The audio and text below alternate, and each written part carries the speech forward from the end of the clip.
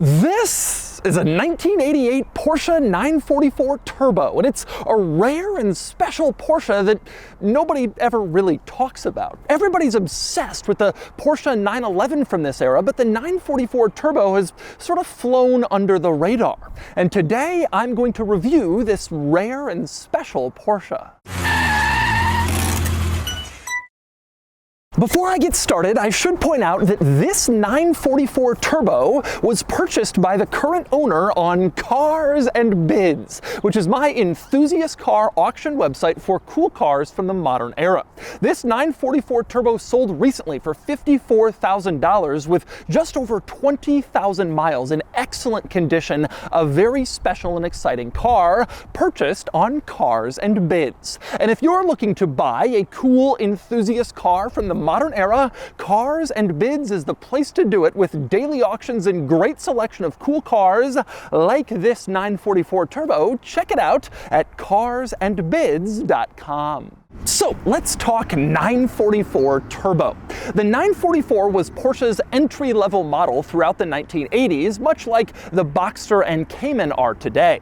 Although the vast majority of 944s were standard models, there was also a high-performance version, the 944 Turbo, which was made for a few years. That's this car, and it had a big power boost and some other upgrades compared to a standard 944. And today, I'm going to show you. First, I'll take you on a thorough tour of the 944 Turbo and show you its quirks and features. Then I'll get it out on the road and drive it, and then I'll give it a Doug's score.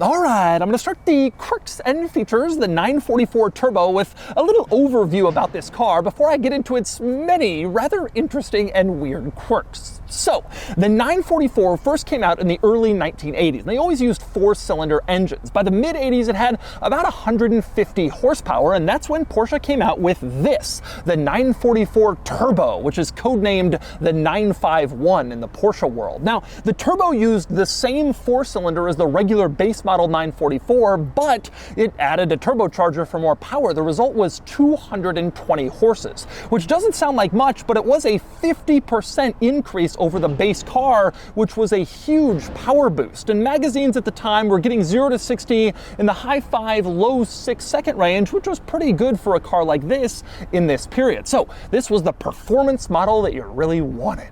But anyway, let's talk weird quirks and features, and let's start with the key, which you can see is just a simple old school car key, except it has one single button on it. That button was not lock or unlock. Instead, you pressed it and it turned on this little light here next to the key part itself. The theory was that light would help illuminate the door handle and the key lock on the car if it was dark and you were trying to see where to stick the key. Pretty amazing to see that, and amazing to see that it still works. But speaking of the door handle, you will notice that it has the Porsche script imprinted on it. Very subtle, but also very cool. A little detail on the outside of this car. The Porsche script is also found in the back in this very 1980s wide lettering along the whole rear of the car, so you could certainly tell it was a Porsche from the back. Very period correct. And by the way, speaking of cool badging on this car, you can see the Turbo badge on the back in that very Porsche font they're always using for their model names, but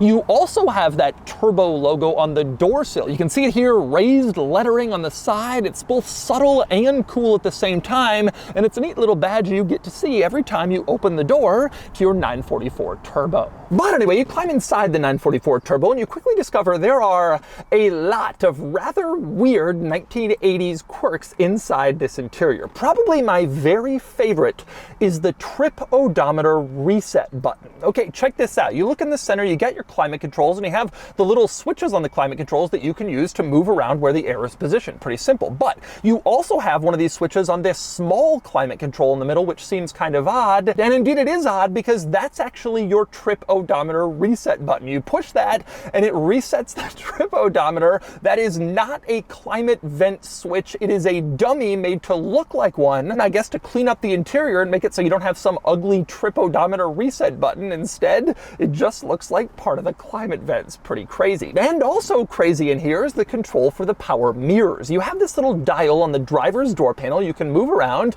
and you can see it adjusts the driver's side power mirror, which is pretty standard and it makes sense. But how do you adjust the passenger side power mirror? You don't have a similar dial over on the passenger side, and even if you did, it wouldn't be helpful because the driver couldn't use it. So what do? The answer is there's this switch in the center console that allows you to change which mirror you're adjusting. So if you push the switch, then go back over to the driver's door panel and move that little dial, well, then you're adjusting the passenger side power mirror, and you can move the switch again and go back to adjusting the driver side power mirror. Having a switch to change which mirror you're adjusting, not all that weird, but putting the switch so far away from the actual mirror control is absolutely bizarre. And speaking of strange controls in this car, how about the one for the power sunroof, which is also located here in the center console, and you can see the control shows the car with a massive arrow pointing down to close the sunroof, or with a massive arrow pointing up to open the sunroof, although that control greatly overstates what the sunroof can actually do, which is open up to vent about 2 inches. That's the entire movement of the sunroof in this car. It really just opens up barely. You don't get any air, it doesn't slide back. That's all the sunroof does in here. Amazingly, for that small purpose, there are still 5 separate latches and hinges on the front part of the sunroof, as you can see, to keep it in place. It almost looks like there should be a convertible top in this car that you unlatch and then push back, but instead you just have a sunroof that opens up 2 inches and you still have 5 latches, which is pretty classic German over-engineering. Now, as for the climate controls, they don't suffer from that problem. They are simple, they are basic, easy to use and figure out, although there is one rather odd climate control, and that would be this little switch here. In between the center climate vents, you push this up to direct air to your windshield for the defogger, or you push it back down to direct air to these climate vents. It's not like modern cars where you have some button you press and then the climate vents do their thing automatically in the background. Here, you were manually moving the vents up or down yourself with that little slider. Also, another rather interesting control in here is the parking brake, which is not mounted in the center console like it was in so many cars from this era. Instead, it's between the driver's seat and the driver's door. Now, you'd think this wouldn't be incredibly convenient if the parking brake is on, but it doesn't really come up all that high, so it doesn't make it harder for you to get in or out of the car, but that's where it is, which is certainly a strange placement. Also a strange placement in this car, the power window switches, which you can see are located here, directly next to each other on a vertical surface rather than side by side on a horizontal surface, so it's not exactly easy to figure out which switch controls which window, but that's where they are. And in fact, the one closer to you controls the driver window, and the one further controls the passenger window. Now, it's worth pointing out that having power windows in this car was a pretty cool thing in the 80s. Not all cars like this had them, but this did, and it had power mirrors like I already showed you. It also had power locks. You can press this button and lock the doors, which was nice. This car also had a power sunroof like I showed you. Didn't do much, but it was there and it was power operated, so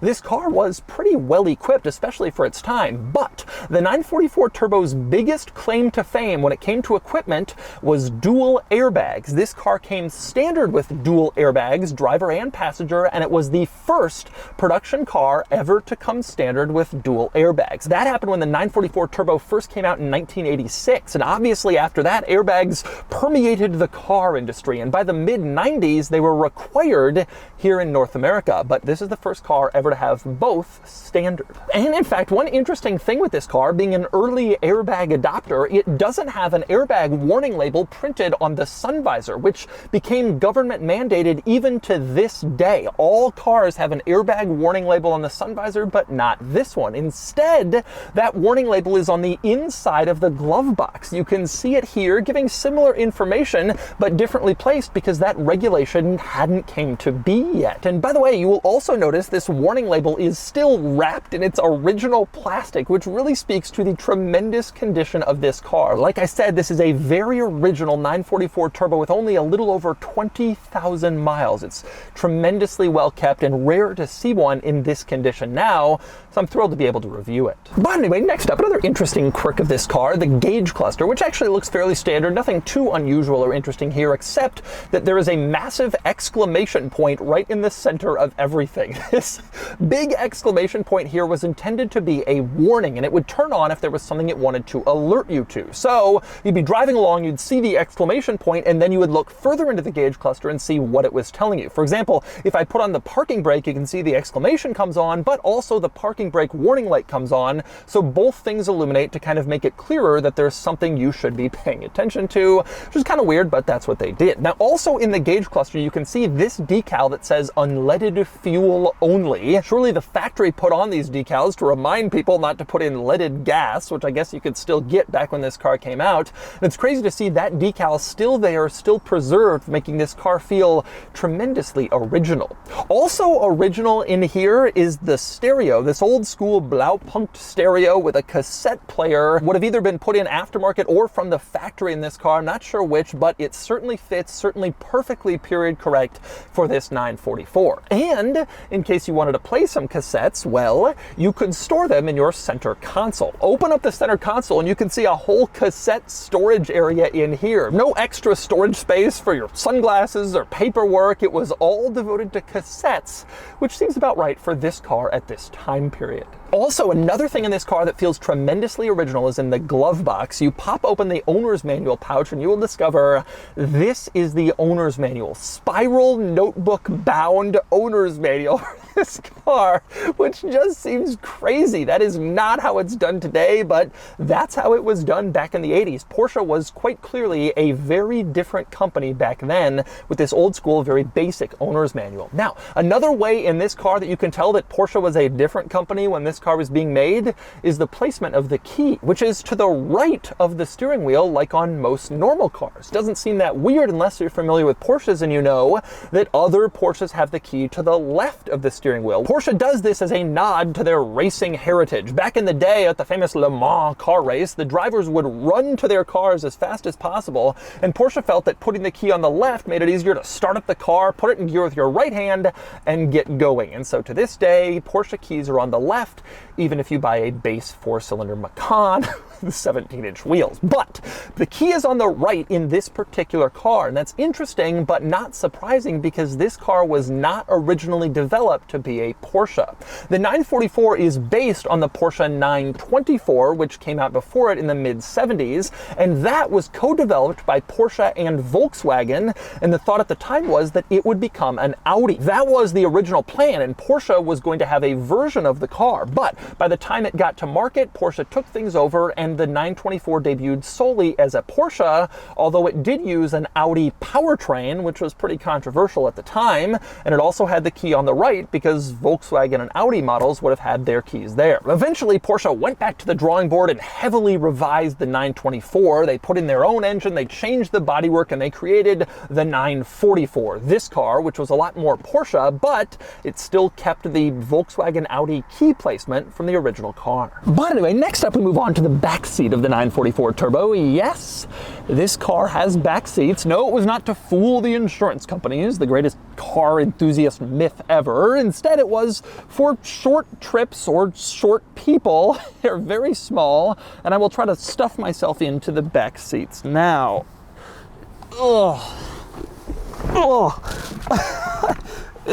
This really was not made for me. You can see the back seats have this sort of bucket design along the base, and larger people can't get in at all. It was totally for children. And even if you could fit your butt in as an adult, which is difficult, you probably couldn't get the front seats back into place. These back seats were really made for short people, and again, on very short trips. Now you can see the back seats in this car are completely no frills. Nothing interesting or exciting or cool back here, except for you do have speakers on either side of the back seats. But that's it. They are basic, they are small, they are meant for you to just sit there and deal with it until you reached your destination. One interesting thing about the back seats is how they mounted the seat belts. You can see they just kind of tacked them on to the side of the seats. This was before 3-point seat belts were required, so you just had lap belts back here. Pretty simple, just stuck onto the seat bottoms. Again, no frills in these back seats. But anyway, next we move on to the cargo area of the 944 Turbo, and one impressive thing about this car is you can actually open the cargo hatch from the interior interior. You have this little button in the driver's footwell. You press that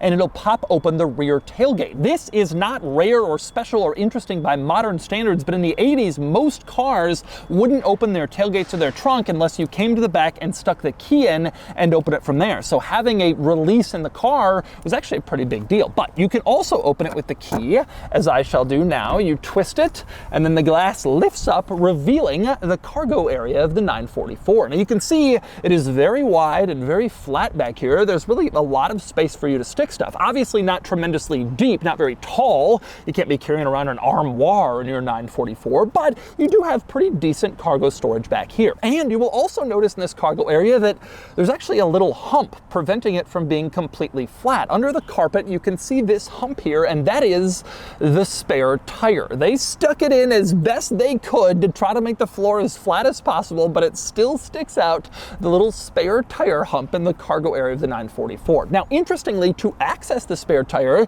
you can pull up the carpet by undoing some snaps that keep it in place. You pull off these snaps one by one, and then you can get the carpet up, which is very weird by modern standards. Most carpets have like a little latch you pull and then it can just lift up, but not here. It was snapped in place to the inside of the trunk, and getting under the carpet meant unsnapping it. It's kind of interesting. And by the way, one other notable item with the storage space back here, just in case that hump takes up a little too much room for your item, you can put down the rear seat backrest. You just push on this button, as you can see, and then it folds forward and creates a little bit of a larger load space back here for bigger items. Of course, it compromises the rear seats, but they were already compromised anyway.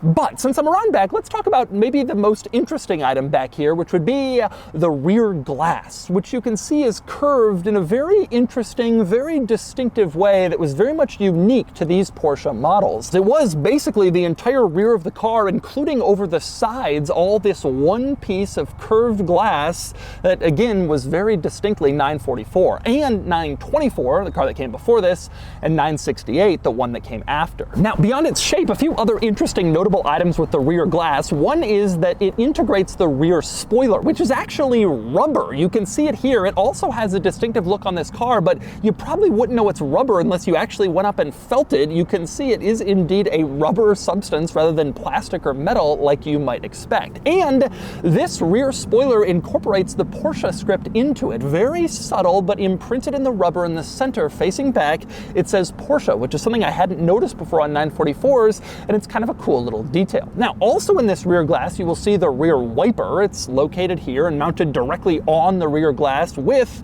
the wiper motor mounted directly below it. Not exactly the most beautiful integration, but it was a different time, and at least it has a plastic covering over it. You also have the third brake light back here, which again is just sort of tacked on in place. That's because the 944 came out in the early 1980s before most governments had third brake light mandates. That came during the car's production run, so they had to figure out a way to incorporate a third brake light, and they just sort of stuck it on the glass. Now, speaking of regulations in this car, one thing you'll notice from the back of the 944 is the rear bumper, which kind of sticks out in a rather ugly way. It's weird to see just how much it protrudes from the back of the car. That is due to North American bumper regulations that were coming into play in the 1980s, and there are quite a few cars that had kind of sticky, outy bumpers that didn't look so good because of those regs. Now, interestingly, with the 944, you don't see that up front.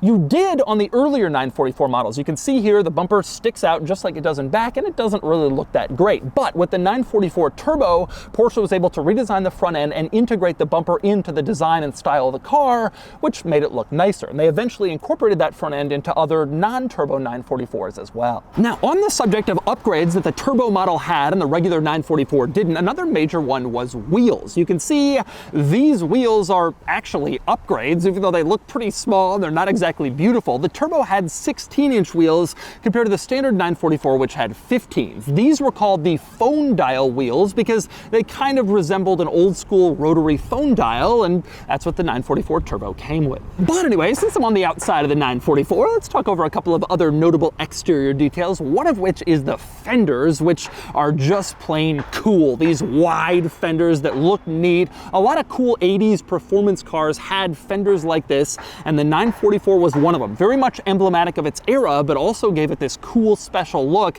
that's really coming back into vogue. Also worth pointing out on the outside, you can see the rocker panels have kind of a different finish from the rest of the car. Still red, but different texture, and that's because these are for rock protection. They're designed to protect the paint better against rock chips, so if stuff comes up from the wheels and hits it, it won't damage the paint quite as easily as if it was the normal finish. And of course, the other notable item on the outside of this car was the headlights. You have these old school pop-up headlights. You can see them here. Turn the lights on, they pop right up eagerly, which was a wonderful design touch of cars from this era. Very distinctive, very 1980s, and the 944 has them, these cool old school pop-up headlights. But anyway, next we move under the hood and you can see the engine. Like I said, 2.5 liter four-cylinder turbocharged. So in this car, it made about 220 horsepower, which again doesn't seem like all that much, but the standard car was making about 150 without the turbocharger, and this car only weighs about 3,100-ish pounds. So 220 horsepower was a pretty decent figure, and again,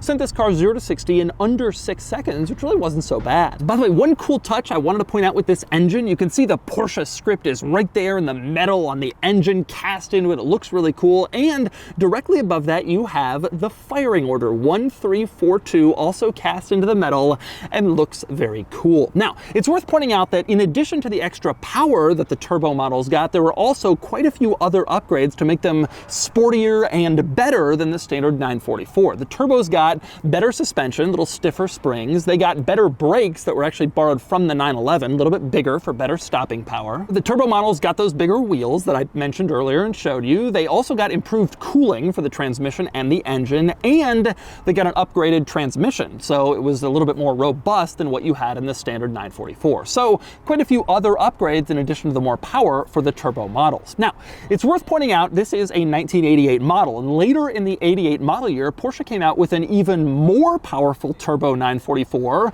called the Turbo S. That version had 250 horsepower and even more significant upgrades beyond that, again to the suspension, the brakes, and other systems in the car. Now, after the 88 model year, after this car, all 944 turbos got the additional upgrades from the Turbo S. So the Turbo S became the standard 944 turbo after 1988. So later 944 turbos had even more benefits than this car did over the standard model. And since the late production 944 turbo models had gained more power, Porsche also gave more power to the standard model. The regular 944 was boosted in power to the point where the final version of the regular 944 had about 210 horsepower, just under, and so it became a more powerful vehicle too, especially compared to the measly 150 horsepower or less that was standard in the earlier models before. Also worth pointing out that later production 944 models got larger engines. In fact, by the end, these cars were using a 3-liter four-cylinder, an absolutely massive four-cylinder engine, but that's what they had in the 944 to help it get that extra power near the end of its production run.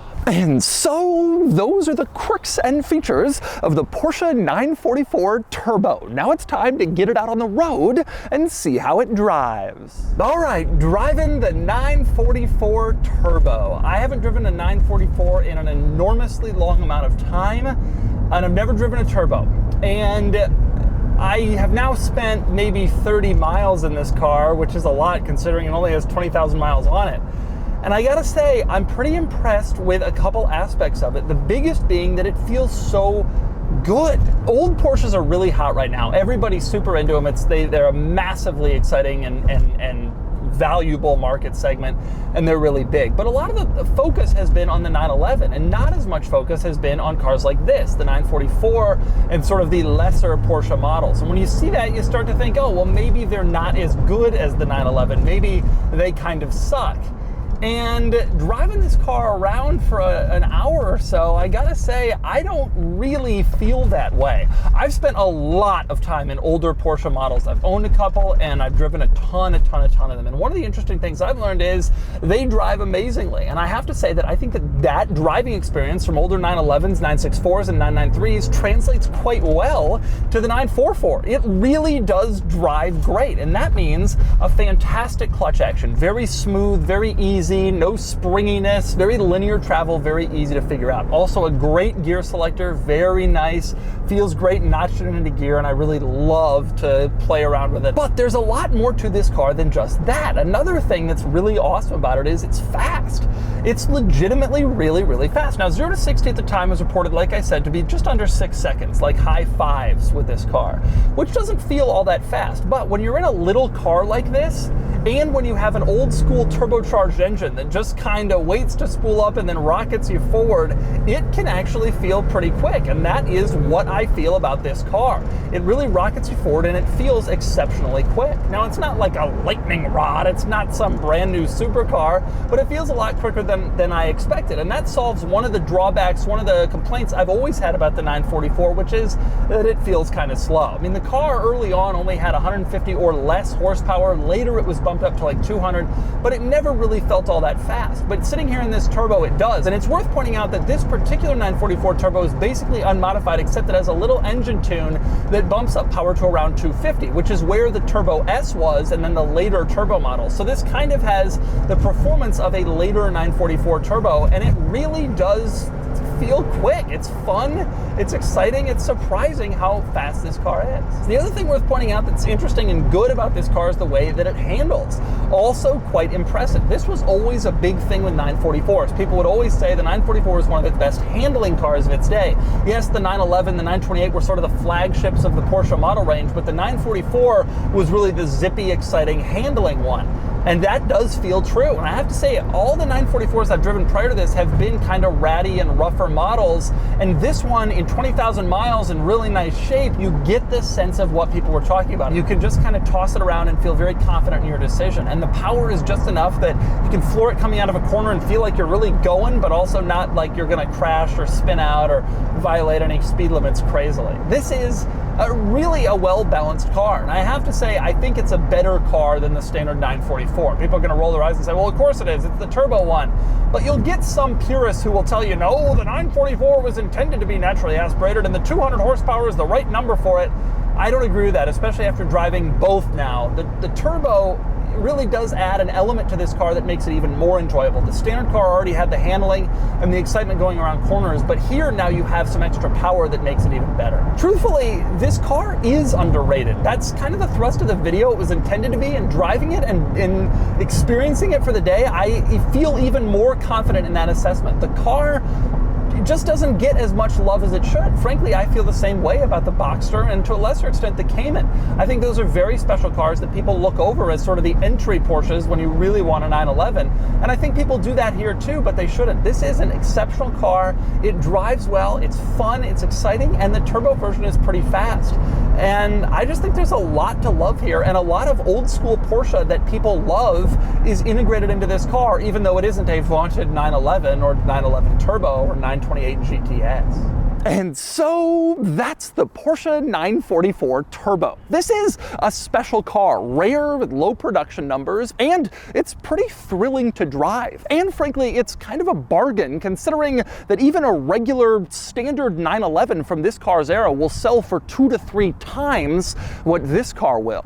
The 944 Turbo is a fun, rather obscure Porsche, and now it's time to give this one a DOUGSCORE.